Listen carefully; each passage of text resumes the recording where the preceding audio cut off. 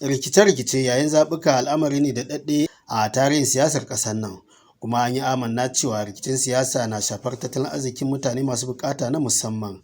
Wannan ya sanya ake wannan taro da masu bukata na musamman da manufar wayar musu da kai kan samar da zaman lafiya musamman a lokacin zaɓe. A samu zaman lafiya, especially yanzu da elections, lokacin zaɓe ya kusa, kuma suka su yadda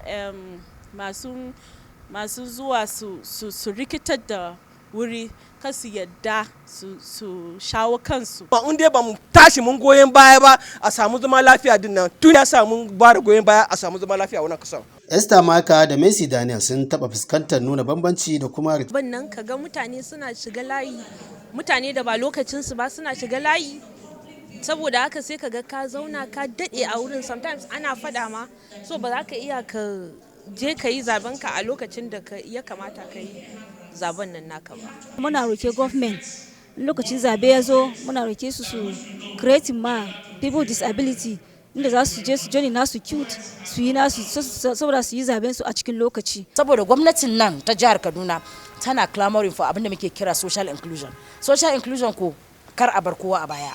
Yayin da yake da wahala a raba zaɓe da rikici musamman a wannan yanki namu, an buƙaci kafafen yada labarai su gaba da yada shirye-shiryen kawo zaman lafiya da kuma yakin neman zaɓe ba tare da tashin hankali ba. Ƙarshen rahoton kenan. Ahmad Zango, labaran NTA.